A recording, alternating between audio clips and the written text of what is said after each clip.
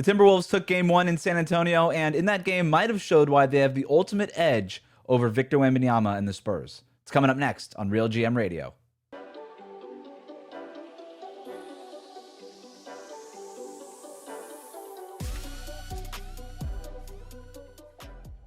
All right, I'm here with John Wilmes from RealGM.com, and we are here to break down a interesting night of game ones here to start the second round. We're going to look ahead to Lakers, Thunder, Cavs, Pistons. We're going to look ahead to what the Boston Celtics need to do this offseason after they were eliminated. Plus, we got some front office and coaching moves to get to, but let's just jump right in, John, to Timberwolves Spurs. Minnesota gets game one in San Antonio, and to me, my big takeaway in this one was Minnesota really brought the physicality to Victor Wembanyama. And I think one of the things going into these playoffs that I was really interested to see was when teams were able to scheme up against Victor and the Spurs, would we see an adjustment period for Wemby where he was going to have to adjust to playoff level physicality and all of these questions that we have about young players, specifically young big men in their first playoffs? And for Victor Wembanyama in the first round, very much not an issue. But here against the Minnesota Timberwolves, whose whole thing is physicality, right, where they're able to come at you in waves of Rudy Gobert, Julius Randle, McDaniels, all these guys, I actually thought that they moved him off his spot quite a bit in that game one. You could look at the 12 blocks, and that's really cool, and he actually had a pretty decent rebounding game. But I just thought in this game and really down the stretch, Wemby couldn't protect the rim the way that he wanted to, couldn't get in position for really key rebounds, and I thought Minnesota brought the physicality to him in a strategic way. We could talk about maybe some of the X's and O's and the schematic things that they did in this one, but more than anything, just body after body, blow after blow, they brought it at Victor Wembanyama. And I think now we're going to have to see him. We're going to have to see Victor adjust to, I think, the physicality now. Yeah, I mean, the Wolves them and the Thunder are kind of in a class of their own in terms of just teams that just don't let you play the way you want to play, right? Mm-hmm. You could talk about the way the Spurs have played all season long. It just doesn't matter when you're playing the Wolves. You're going to have to sort of have the physical battle with them and figure out something new. This is a team that's going to push you to see what else you have, what extra layers do you have? So this is definitely going to be a series of self-discovery for the Spurs. Obviously just having Wemby back there as a foul safe has made them the best defense or one of the best defenses all year long. But the Wolves had very creative and, as you said, very physical ways of sort of removing him from that rim protection role. Obviously not all game because he had 11 blocks, but for crunch time, absolutely, right? And his offense was really kind of a mess, to be honest. He was just, as he often is, just kind of overly ambitious with how much dribbling and, artfulness is going on with his game, and just kind of, again, out of control, shooting stuff off balance on the run, not like this one, it's just one game, but it's definitely kind of a win for the cranks like me who will say, hey, you just need to be a big man, stand near the hoop, be a lob threat, never shoot outside of the paint type of stuff.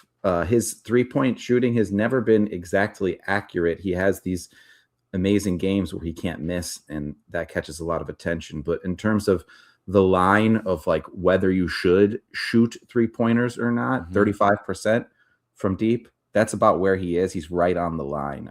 And if they're going to have to be in this really physical matchup where their legs are they're getting pushed deep into their legs, like he might just not want to shoot too many threes, to be honest. He took 9 3-pointers or 8 3-pointers in that game, 9 2-pointers. Minnesota's going to be willing to live with that, right? That's the sort of breakdown that they're going to want out of this matchup. And to your point, I think that Victor Wembanyama is a little too happy to shoot those threes. So I can almost show like, hey, I could do this too. This is part of my game. This isn't just something I need to fall back to. Like, I actually want to get to these shots. And I think Minnesota's like, cool, man. Show us what you could do from beyond the arc. We're happy to see. We're happy to watch. And on the flip side, I thought the other thing that they did in an interesting way was find ways to get their own threes up in this game. Minnesota got up how many they took 20, only took 26 threes in this game. They made 10 of them, which is a pretty good mark. A lot of them were from above the break. And I thought that was an interesting kind of button to push for Minnesota, because what the Spurs are going to do with Victor Wembanyama is plant him usually on somebody in the corner, whoever's in the corner. It could be a shooter, it could be a non-shooter. They're going to plant him on that player in the corner and let him play off and roam in the paint. Where Wemby does not want to go is all the way up above the break. And the Spurs all year long gave up a pretty big percentage, like a shooting percentage, to shots above the break because they're going to let those be open for the most part. Because again, they don't want Wemby going up even to the level of the screen. They're still going to drop them, and so I wouldn't say the Spurs play like that traditional drop defense, but in those specific moments, it kind of feels like that. And you saw Anthony Edwards and a bunch of different players on Minnesota just step into open threes above the break over and over again. And then when Wemby would come out to the level of the screen, a little bit higher to the screen, then all of a sudden they had that counter right away. And this is all credit to Chris Finch, who does such a good job preparing his teams specifically for playoff matchups and having counters ready to go. As soon as Wemby would come up a little bit higher on these screens, they had back cuts ready to go. They had back screens on Wemby ready to go. And in the fourth quarter, that was another big thing that I thought really stood out in terms of the physicality, was all the back screening on Victor Wembanyama in this game where he just couldn't get around some of these guys. And that really opened up stuff in the paint and at the rim for Minnesota when they really needed some of those buckets. So I just thought Chris Finch did a phenomenal job coaching in this series. And look, the Timberwolves have been here before, right? Like, we've seen them now 2 straight Western Conference Finals. They know how to adjust. They know how to beat the best teams in the league. And for San Antonio, I think we saw them wobble a little bit in that first game and kind of realize, oh, this is what the playoffs are really all about. This Minnesota team is formidable. They're experienced. They're talented. Even with Anthony Edwards having to come off the bench in this one, this is a team that is flush with talent and obviously knows how to adjust and is well coached. And we're going to have to step it up if we're going to win this series. I think the Timberwolves can absolutely win this series. And I thought that going into game one. I think I actually had Minnesota. I didn't make an official pick, but I was sort of leaning towards Minnesota in this one. And now obviously I could say I maybe picked them because it would look really good. But I always thought they could win this series. And now I feel even better about that. They can definitely win the series. I still remain a little skeptical about Anthony Edwards' health. One game is not going to silence my concerns about that. He obviously was incredible after having, I guess, like 9 days off or something, which apparently the doctor said you should not even think about playing for at least 2 weeks. So he jumped ahead of that timeline. He was wearing those leggings. He's not usually wearing a knee brace for the previous injury. He's playing on 2 injuries. So I'm just definitely concerned about how he'll hold up. But as you're saying, like, they've kind of become one of the best tactical teams, right? They're known as being this physical, gutsy, big heart team, but they're also just playing smarter than anybody these days, right? And they have all of this depth that was kind of almost disguised. A lot of the Wolves fans in my life have often actually kind of complained about Chris Finch not going deeper into his bench, and they really like some of the younger guys that can't get burned. Terrence Shannon has been forced into the lineup. So those complaining Wolves fans have been fully proven right on that front. He's been awesome.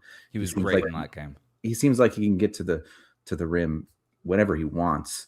And much like the currently injured Ayo Dosunmu, a Chicago guy who went to University of Illinois. I guess that's just a prototype that they're loving in Minnesota these days. But yeah, I mean, they just always can go deep. Mike Conley's renaissance has been incredible. Again, to be honest, another thing I'm skeptical about, how is Mike Conley going to hold up playing against such a physical team? But I think that overall, in terms of the physicality, right, like the Wolves have the edge almost at every position. Steph Castle definitely stands out as a guy who's not going to have any problem in any battles of strength. But a lot of those guys on the Spurs are going up against somebody stronger than them for most of the game. And that's just something that is increasingly important in this sort of modern NBA. We're seeing a lot more emphasis on, as I've been saying in some of my columns, will over skill, right? Like, who's going to win the physical battle? The Wolves are almost always going to win that. But I definitely am skeptical whether they can stay in one piece over the course of a longer series. I think Julius Randle needs a lot of credit for that game one too. What struck me in that matchup in game 1 too is that maybe San Antonio doesn't have a guy to defend Julius Randle. they don't really have a natural matchup for him, and they really struggled. Like there were moments in that game where Randall was just calling his own number and saying, "Give me the ball."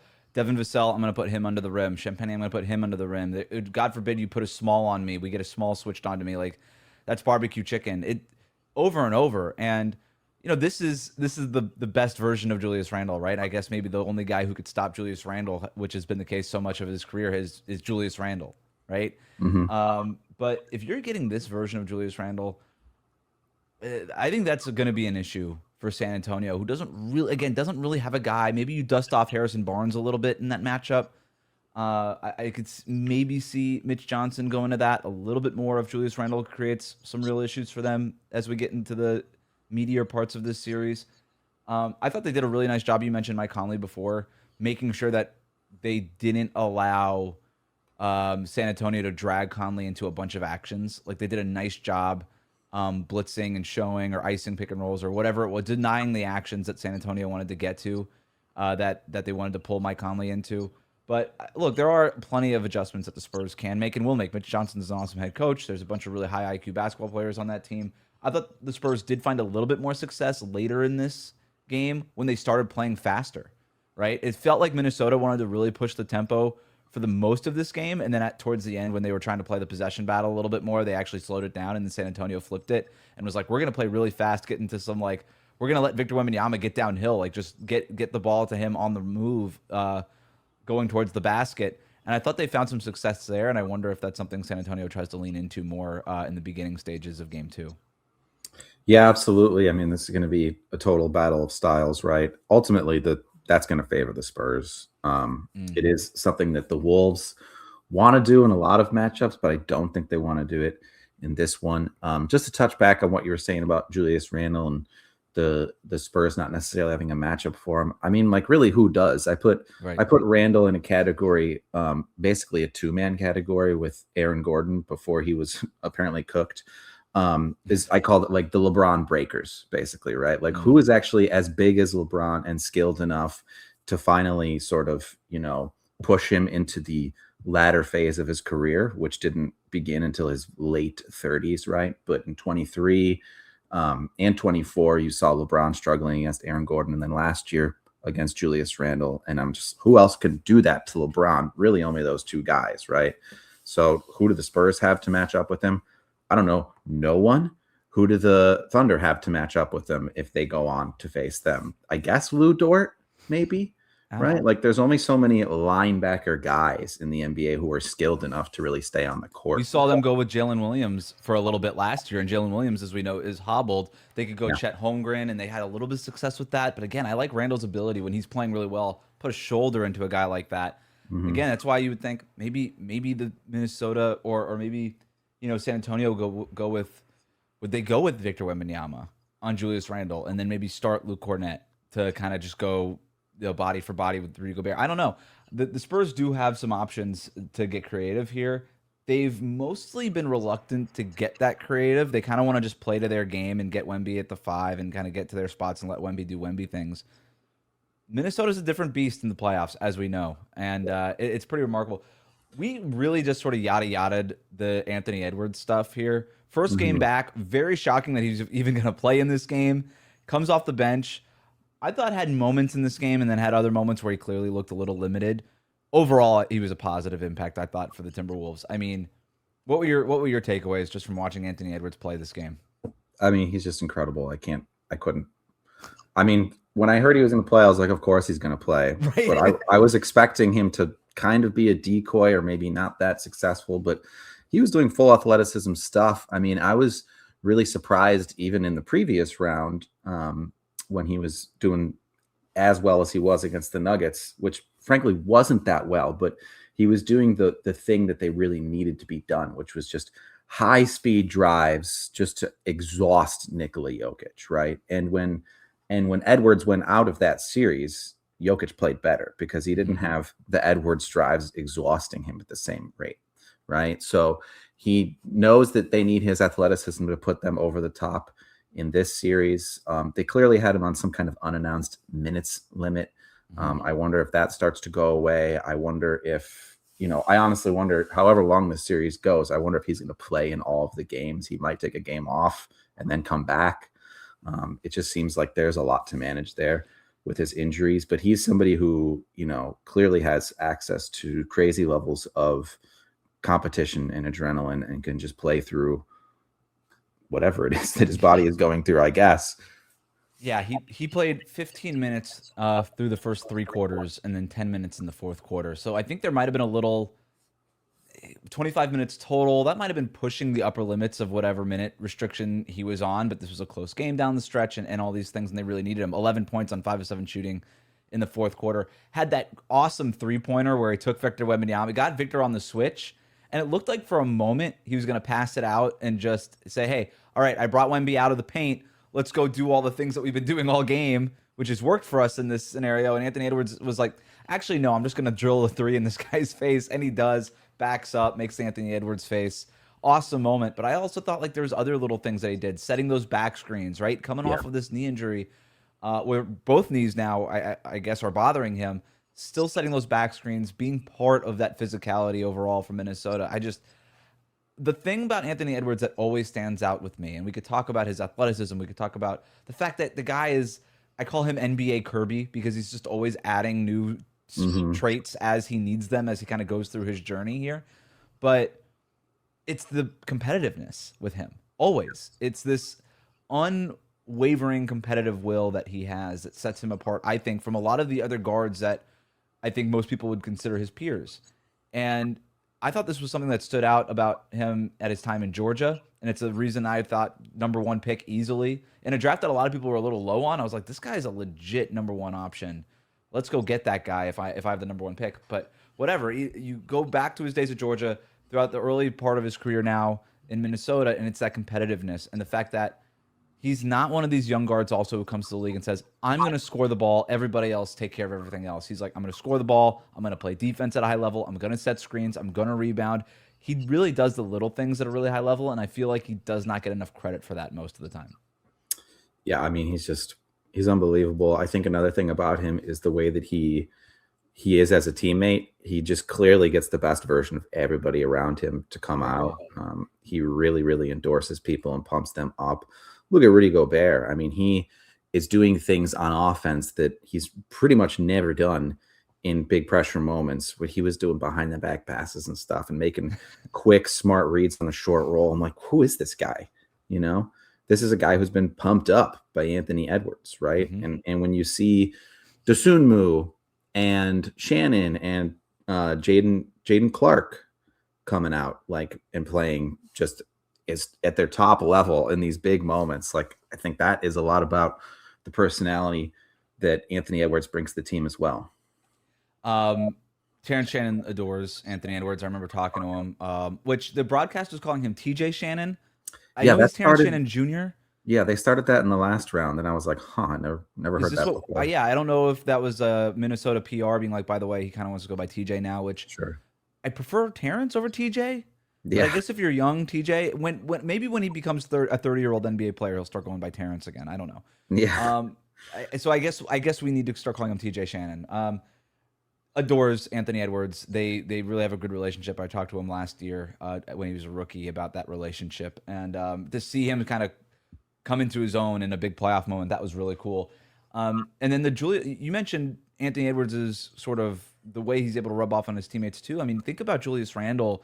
His time in New York, one of the reasons he got traded, I mean, the rumor was at the time he was a little unhappy with his role with the Knicks because now it was Jalen Brunson's team and it was all these Villanova guys and all this stuff. And he's like, wait, hold on. Am I going to be coming off the bench when I come back and all this stuff? And he gets traded and he so willingly and naturally slides into this secondary role. But Ant does a great job of saying, even when I'm on the court, there's going to be moments where I'm going to clear out for Julius Randle. I'm going to let him go to work. Anthony Edwards has a really good balance of knowing when he needs to take over and when he needs to get other guys involved. He has a good feel for that too. So let's think ahead really quick to some game 2 adjustments here. I think there's a lot of things on the table. We'll start with the San Antonio part of this. To me, it's trying to match that physicality, trying to find an answer for all that back screen stuff that Minnesota was doing, trying to make sure that, okay, no matter what, we got to make sure Victor Wembanyama is at the rim, and then we'll live with the three-point shooting from Minnesota if that's what we ultimately have to do, and maybe we figure out that problem later if it does become a problem.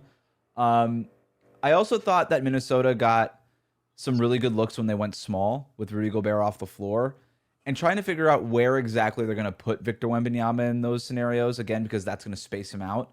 That to me is really interesting.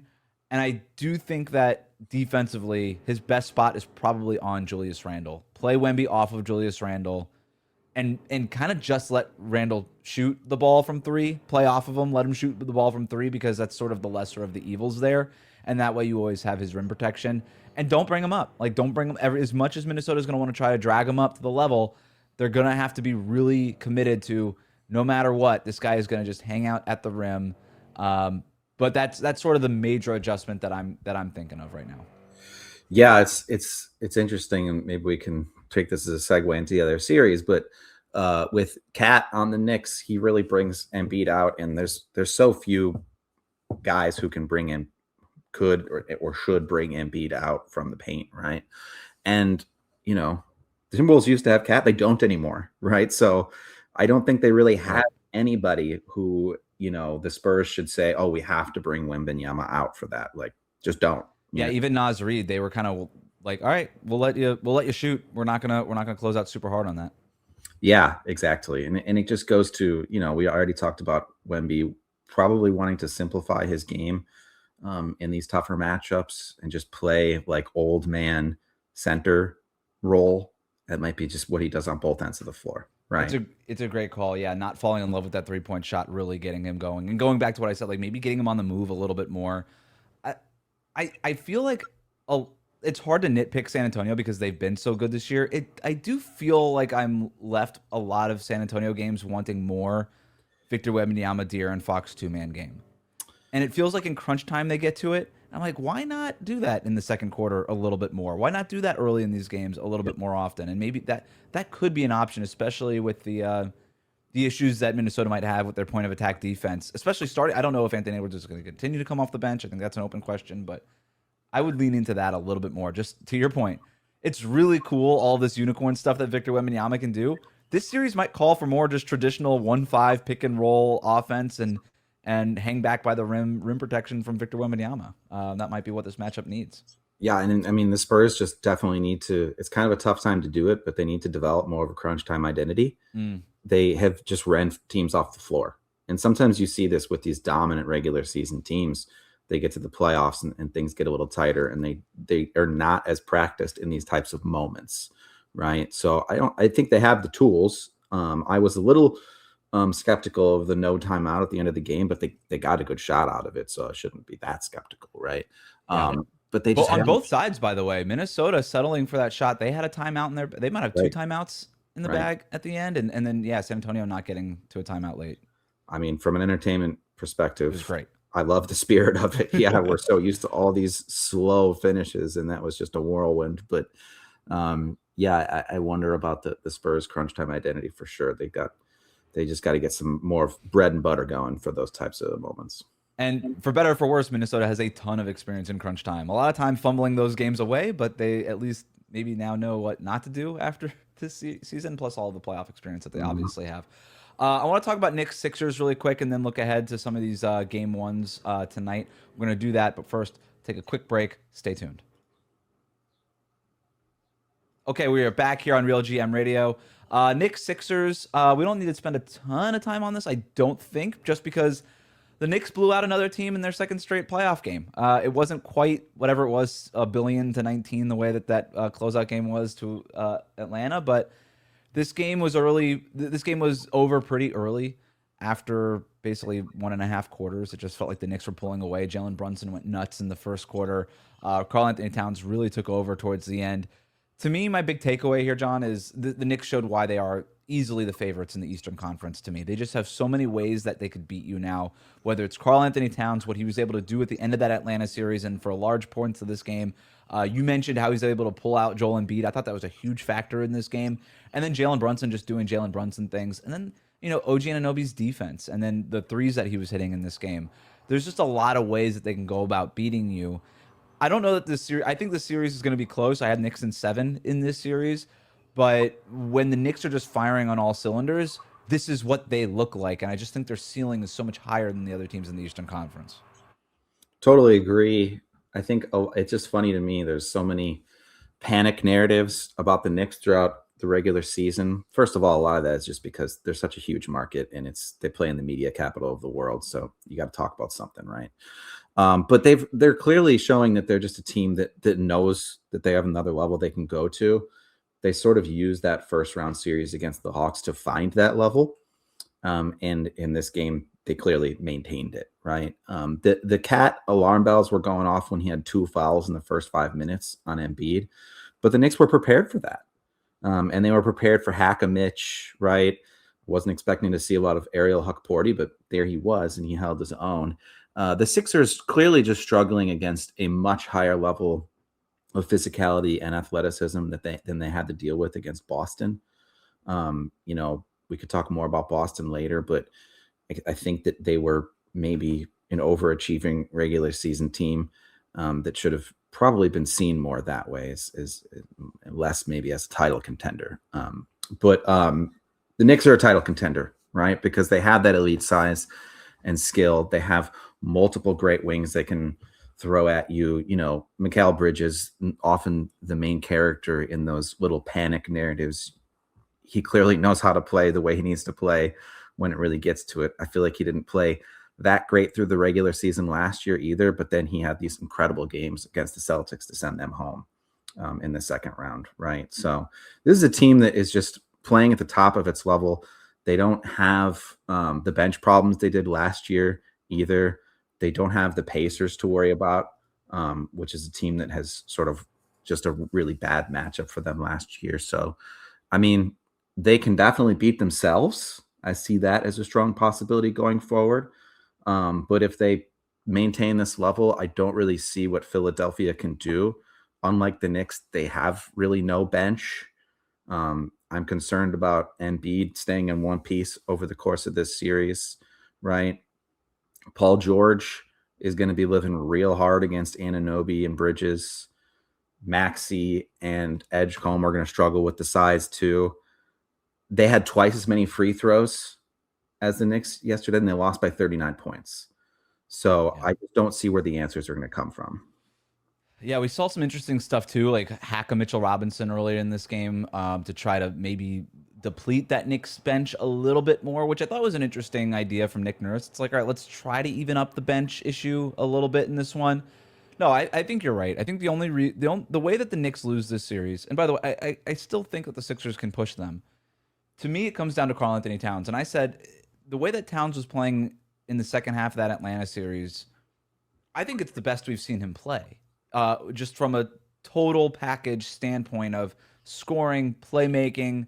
I think he held his own defensively for the most part in that series after CJ McCollum really was cooking him on his drop defense early in that series.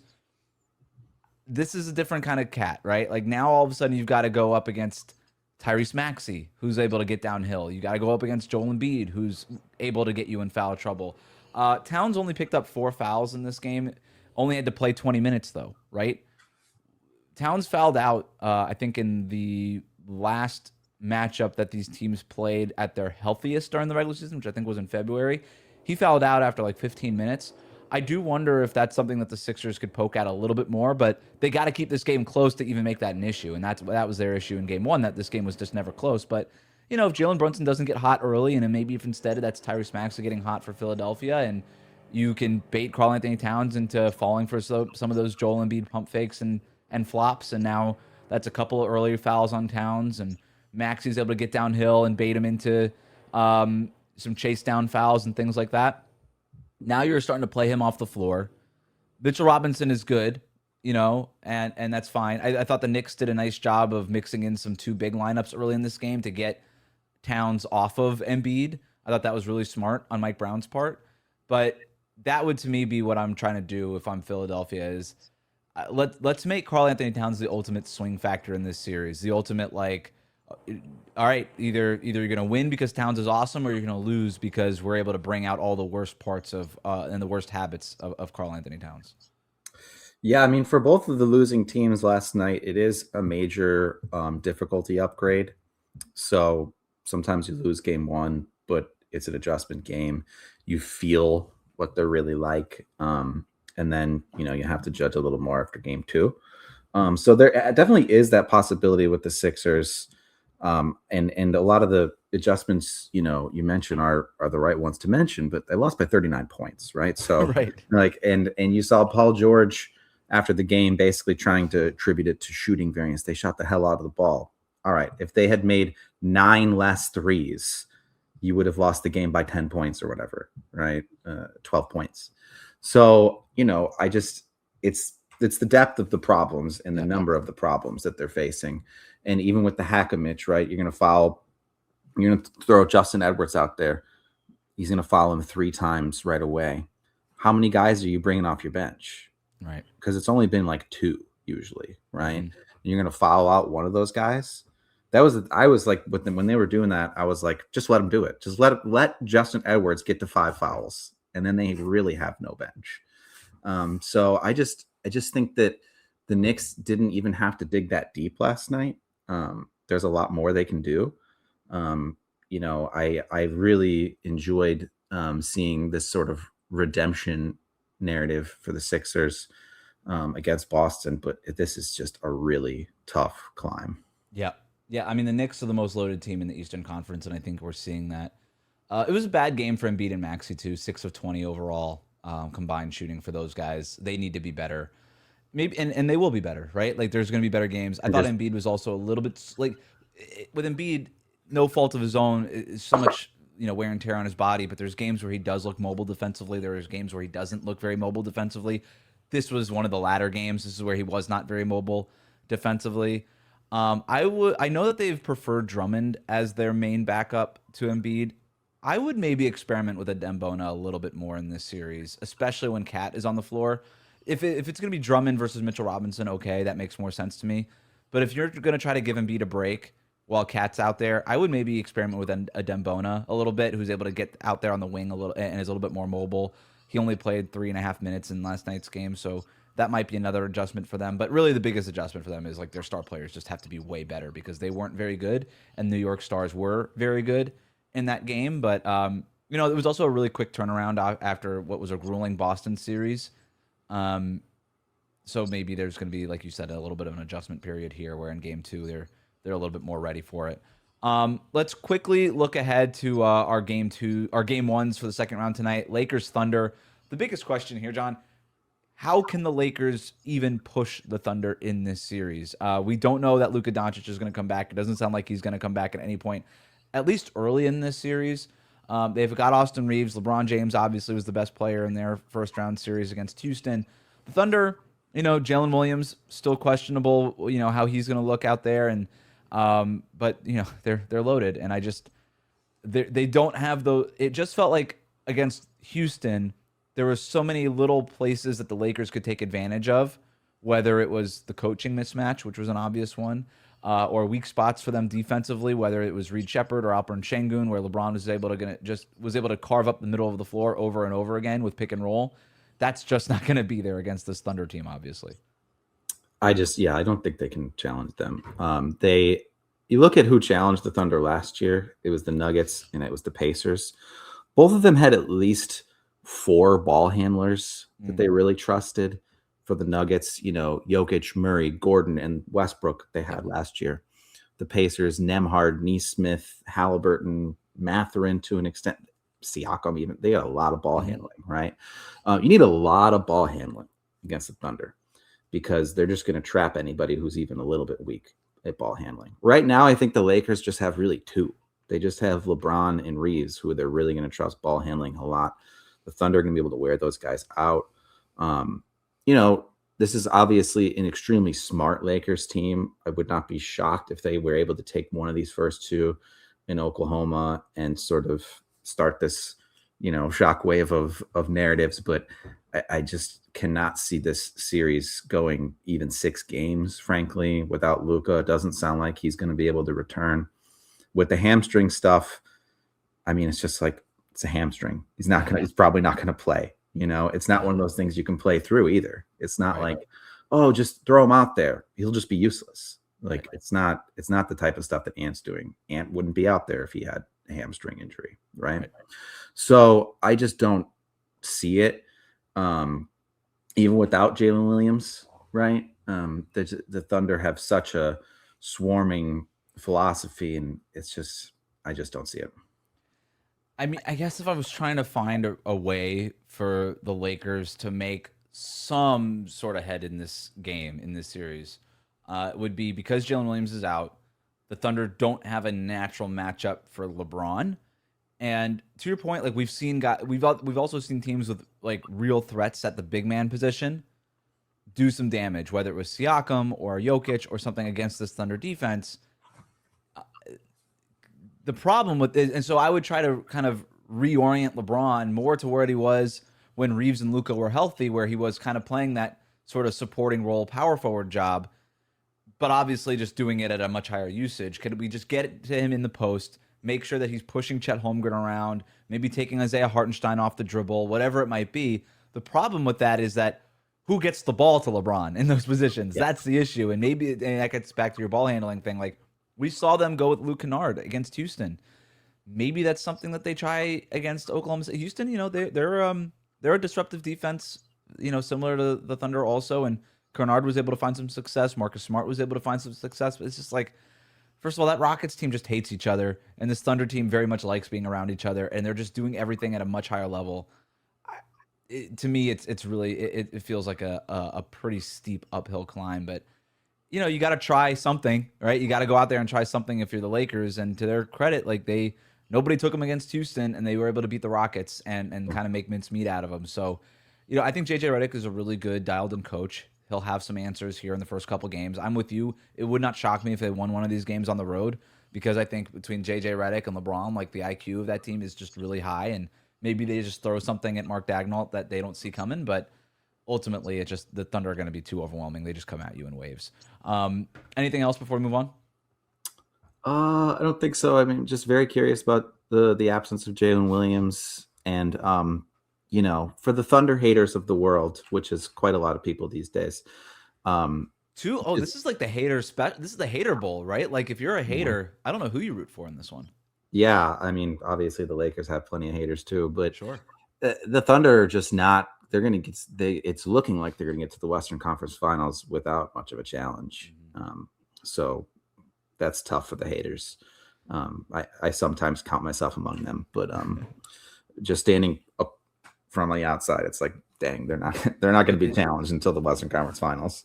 We might have records broken for free throw attempts in a series, maybe per game, because I don't think the series is going to go very long. So maybe not the total number, but we might get like a per game free throw attempt thing. Tough for people on the East Coast like myself. Like this is gonna be like these games are gonna end at like 2 a.m. I might have to watch the fourth quarters of these in the morning.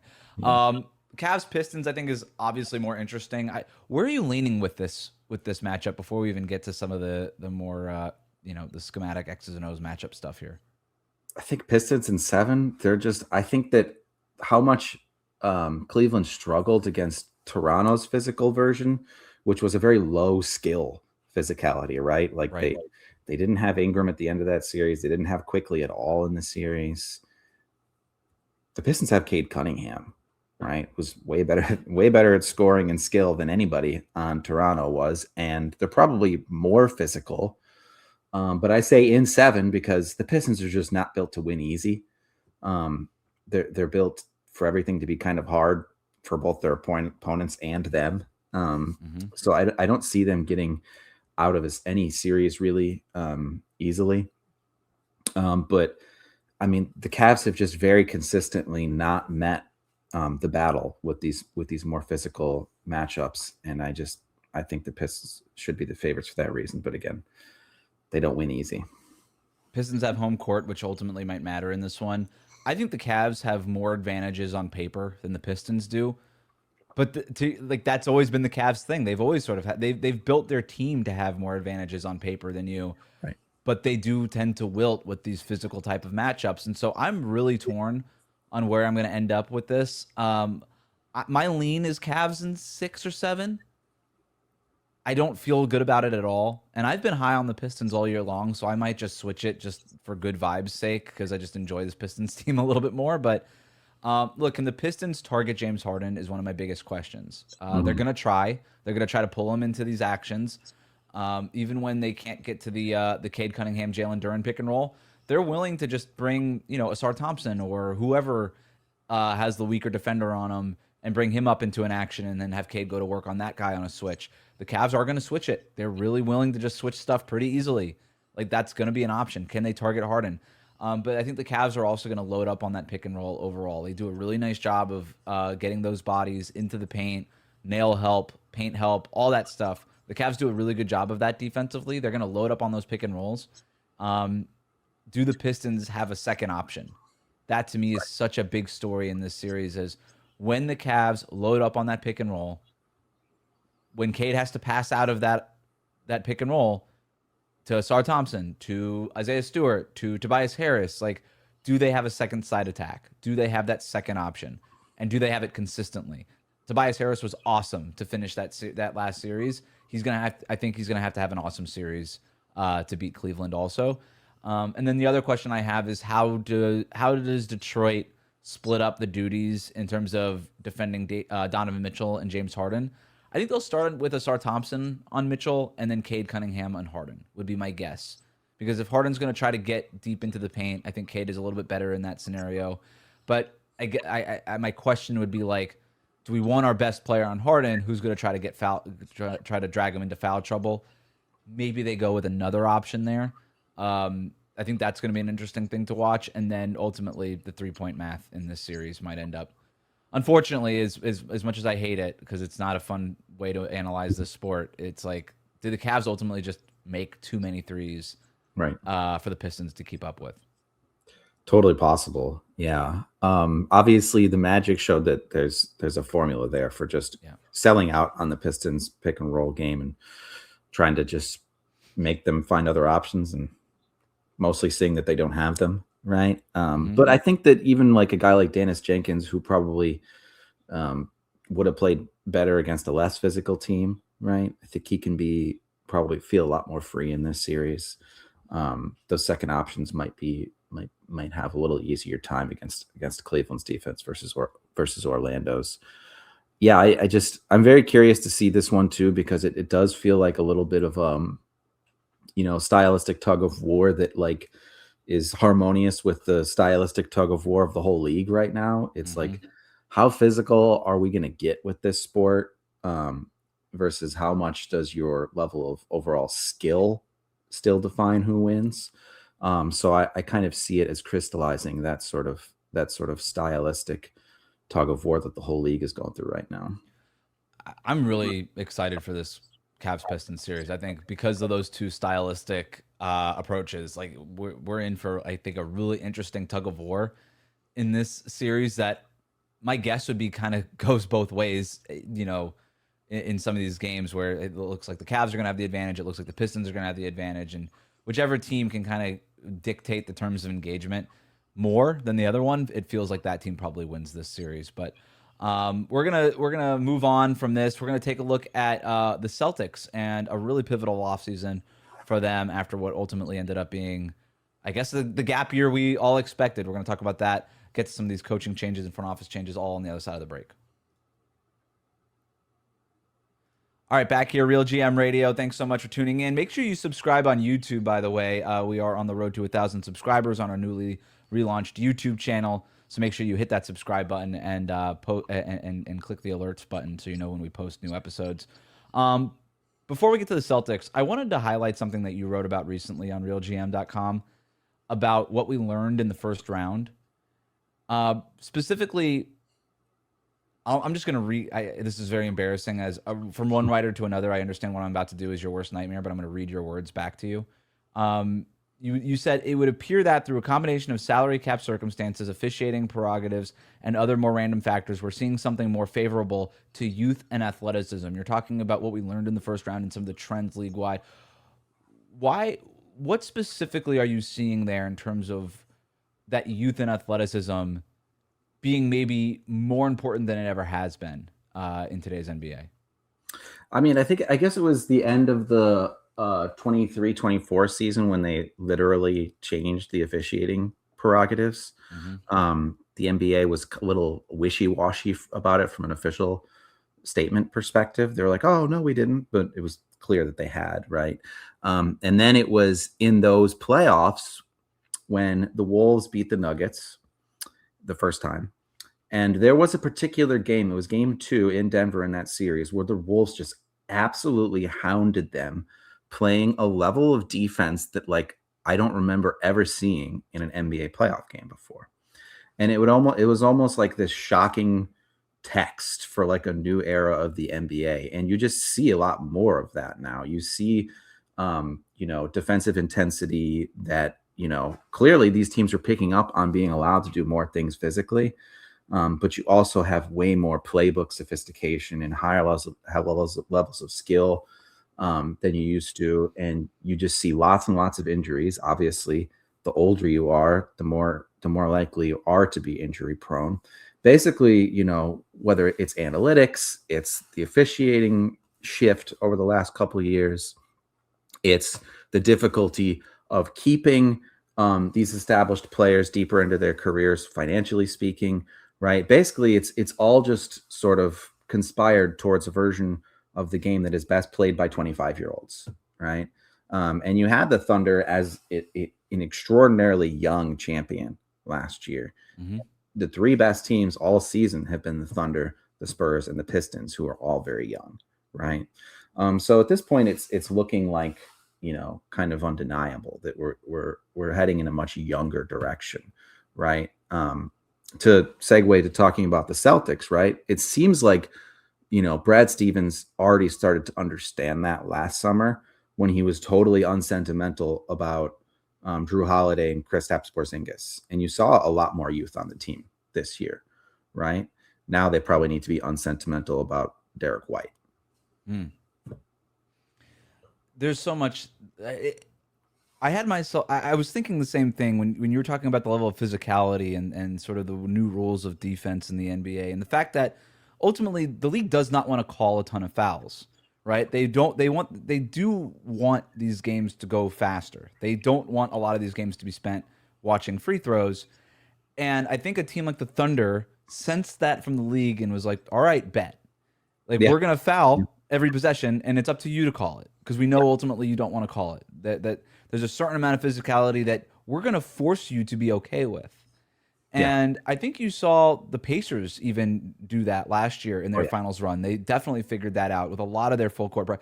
Toronto, I know they lost in the first round, but they got this far in large part because they were willing to press in a way that no other teams were willing to press. Going back to our initial conversation about Minnesota against San Antonio, I'm watching that game and I'm like, it's all about being physical and daring the refs to make it so that you can't get away with it. And for the most part, the refs are going to say, we kind of have to let you get away with it at some point. And the art, I think, in all of this, and I don't think it's a science, I do think it's an art, is like trying to push that boundary to the point where you do start getting away with it. And the Thunder have pushed that boundary over the last few years to the point where they get away with it all the time. And the great secret that the Thunder have figured out somehow is we're going to do all this stuff defensively, and then we have this one-of-one guy offensively who's able to draw fouls seemingly willingly. So we're always going to win the free throw margin because we are going to foul you, but not as much as you're going to foul us, and not as much as we're not going to get called for it. So it's this fascinating thing, and you got to be young to do it, to play that way, obviously, and I think that's a big part of it. And I think that's a lesson that a lot of teams can learn going forward, and I think it has a ton of interesting ripple effects. But let's talk about the Celtics. You mentioned maybe having to trade Derek White. It's not something that I had thought of. My mind was kind of going somewhere else in terms of a player they needed to trade. Why do you go Derek White? Is it just it kind of feels like the obvious thing. He had a bad year, and I guess you're just saying, like, let's get out from under this now? Yeah, I mean, one of the things I've been saying in a lot of the conversations, like the one we just had, is that 30 is the new 35 in the NBA. I think White is 32. He clearly looked old in that series. So LeBron is what, like 70?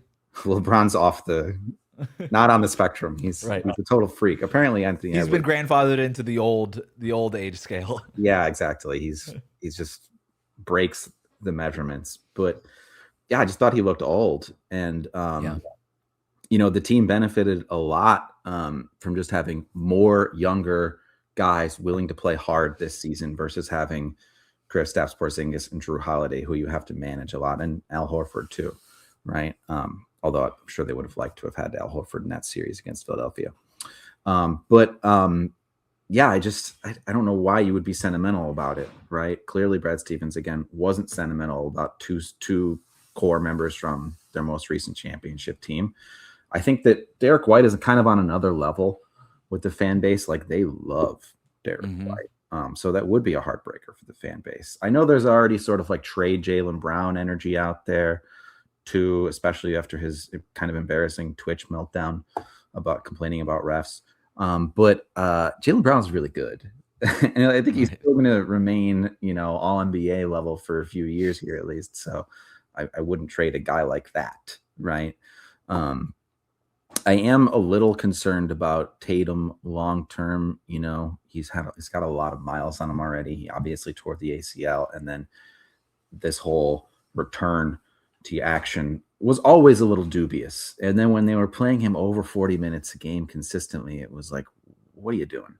And we saw how that ended, right?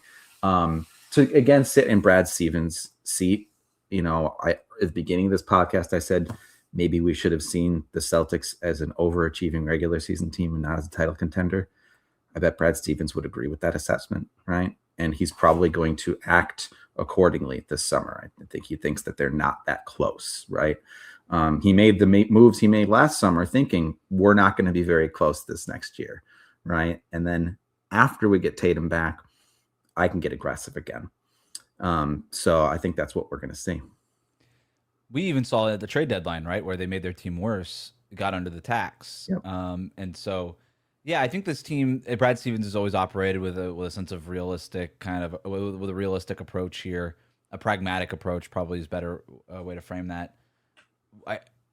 It would not shock me if he started to break this up. I understand the Jaylen Brown thing because he's so expensive. And if there's another sort of consequence of this new CBA is like, can we really pay two guys $60, $70+ million a year? I mean, it's really hard to build a team out. Like, we might be better off with one guy making $60+ million, and instead of one other guy making $60+ million, two or three guys making $20 to $30 million. And that's sort of where Derek White would fall. So if you're going to trade one of the core three, maybe you trade Brown and you're able to flush out the roster with a little bit more depth. But to your point, like, that only works if you think Derek White's still going to be an awesome player for the next 2 to 3 years. And if you don't think that, then maybe now is the time to get out early, because you could also argue that they got out late on Porzingis and Horford and these guys. And hard to, fault them. They were coming off of a championship run. You don't break up that team after you win in 2024. You go for it again. And they did. And they fell short. And then I think they broke it up at the right time. And I've said on this show before, I think the Tatum injury was like the best thing that ever happened to them, because it gave them, the veil to essentially say, well, we're going to have to take a gap year anyway, so we got to trade these guys now and get under the tax and all these things. It gave them like a built-in excuse that would have been understandable from the fan base. I think there's other questions now about Joe Mazzulla as a playoff coach. Oh, yeah. We've seen it 2 years in a row now where it's a little Budenholzer-y, where it's like, hey, we're going to dance with the formula that got us here, and we're just not going to change the way we play.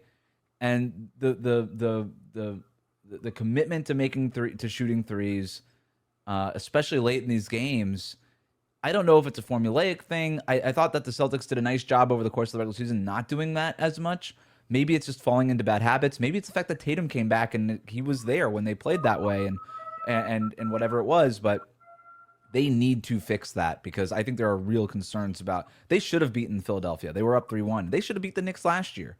They were going to lose that series with or without Tatum. So I think there's real issues that they need to figure out. And that to me is more of a coaching thing than a personnel thing. Like, I think Brad Stevens is going to have a meeting with Mazzulla, or they're going to have some sort of coming together of the minds and just saying, like, how can we do the things that make us special and make us still the Boston Celtics, where we're always winning these margin battles, but do it in a way that when the playoffs come around, we're able to adjust on when we need to adjust, so that now all of a sudden we can do the thing that we're seeing Minnesota do, which is just be this schematic behemoth also, because we have the personnel usually to back it up. And we have a good coach. Joe Mazzulla is a good coach. Nobody's going to say that he's not. but how do we get to that next level of coaching? Joe Mazzulla as a regular season coach might be the best one there is at this Yeah. point. The amount that he got out of some guys who, as the playoffs showed us, were not really that good, I don't think, was incredible, right? When it comes to playoffs, like shooting variance isn't a philosophy, and he acts like it is, right? And shooting variance is when things, the deviance is like 5, 10, 15%. When you have these wild swings in 3-point shooting efficiency that are totally harmonious with wild swings in circumstances, right? And you're not seeing that that's what's happening. It's kind of embarrassing after a certain amount of time, right? And when they were doing better in the first half of that game 7 against Philadelphia, they were getting to the rack. Yes. And then they weren't doing that again. And you have Peyton Pritchard. If you try to switch Hunt Joel Embiid onto Peyton Pritchard, like that should have been your bread and butter down the stretch of that game, right? But it was just 3-pointer after 3-pointer, right? They weren't always good shots. They weren't getting 2 feet in the paint. And that's the other thing is the Celtics fans will be like, well, we missed a lot of makeable ones. I'm like, I guess, I mean, variants eventually will make them. And it's like, okay, but like not all threes are made equal. And a lot of the ones that you're making are lazily made. It's just dribble the ball up the court, pull up. You got to get 2 feet in the paint, spray out, create advantages. Even if it's another foot of space, like that stuff matters in the playoffs. Tired legs are real and nerves are real. Yep. This is why you should be trying to get to the rack. Like it's just, if you're denying those things, it's very strange to me to deny those things, right? It's this sort of weird, like technocratic belief that actually this spreadsheet is all that matters. Like the human body, ignore it, please. Like, no, let's not ignore the human body. And Mazzulla has that. It's very weird about Mazzulla because he's like this tough guy, heart of a warrior, Sun Tzu type. But then he's like, actually, we're just doing the spreadsheet for the offense. Like, that's a very weird combination of traits to me. And yeah, I agree that Brad Stevens should call him into his office about it.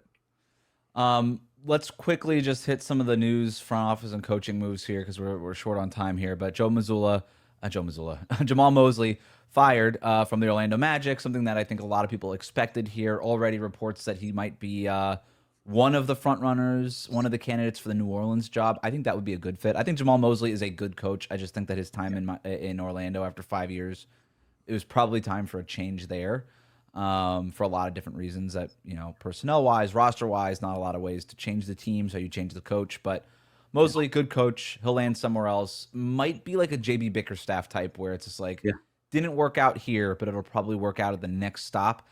I would be a little hesitant if I was to take the New Orleans job just because of that. Franchise seems to go up and down all the time, but there's talent there. And there's only 30 of these jobs right now. So, if that's the job, I guess. Yeah, I mean, Mosley can get guys to play defense. He kind of lost that ability this year. But I think that the way that it turned out with the Magic, it sort of showed that they were like load managing a little with their effort level throughout the season.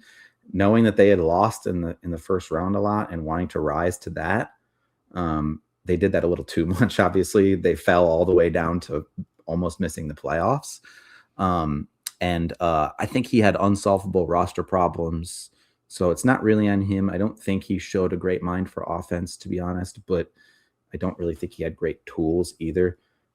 We could say the same things about a team that appears to be standing pat, which would be the Rockets. I don't really think Ime Udoka had the tools he needed either for a better offense. And but yeah, there's always limits with I think you wrote a column about this recently, right? Just defense, such a defense oriented approach.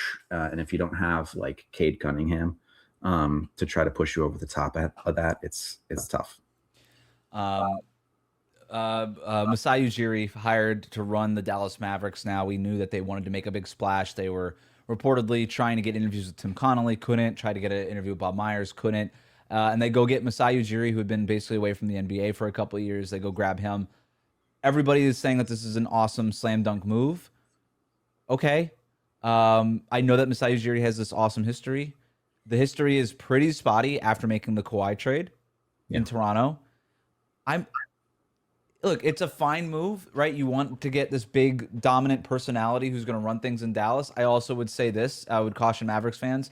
when you've had these big personalities empowered with ultimate sort of basketball say, hasn't exactly gone well lately.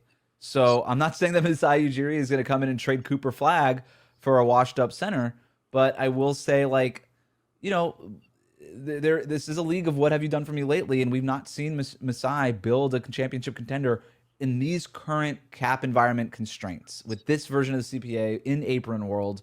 We haven't seen it. I'm not saying you can't do it, but I'm seeing this, and maybe you're on the side of this. I don't know, John, but like I'm seeing this build as like this home run. I can't believe they got this guy to come back to the league. All this. I think it's a fine hire. I'm a little bit more agnostic on it. I'm a little bit more wait and see on it right now. Yeah, I mean, I to me, in a franchise that obviously has, since, getting bought by new people, made one of the probably biggest mistakes of the 21st century in the NBA by trading Luka Doncic. The big name hire feels like a security blanket to me as well, which is not to say that, it's going to be bad. I just don't know. People who have had success in previous eras are no guarantee to have it when things are constantly changing. Joe Dumars constructed a championship team 20 years ago. He obviously is not doing that today, right? Mm-hmm. And wasn't doing that in his latter years with Detroit either. So we'll just have to wait and see on that one. But again, I agree that it feels like a bit of a security blanket. I think I can segue us into the Bulls news now too, yes. Which was that the Bulls went in a kind of the opposite direction, right? They weren't trying to get interviews with the big name guys. And the guys they interviewed who had more experience, they ultimately didn't go with. They went with a guy who was literally my age, a 39-year-old man, to run the team because they said he won the interview process, right? And, he'll probably take if he's allowed to, take more of a long-term view. And we're just, again, with all these front office hires, you have to wait and see. It's not like players where it's like you really know what they're capable of, right? Like somebody can lose the ability to shape a team or gain it like overnight, frankly. So Bryson Graham comes over from Atlanta, gets the job in Chicago, had spent 15 years in New Orleans, where he was an intern and then rose his way up the scouting ranks, widely regarded as one of the better scouts in the league. Is credited for drafting guys like Trey Murphy, Herb Jones, Dyson Daniels, Nickeil Alexander-Walker. And I think if you're the Bulls, to me, this just signals, obviously, we are going to take a little bit more of a long-term view. We're going to build to the draft, which finally in Chicago, like, hey, this is the process you started at the trade deadline where you started trading all of your players. You started kind of going the other way and tanking a little bit. You got a bunch of young players on this roster already, and now you're going to start trying to add to that young core through the draft, and you went out and got a guy who you feel like can identify talent in the draft, whether you're picking the top 5 or, at the end in the middle of the first round, where guys like Trey Murphy and Nickeil Alexander-Walker were taken, or in the second round where you got a guy like Herb Jones.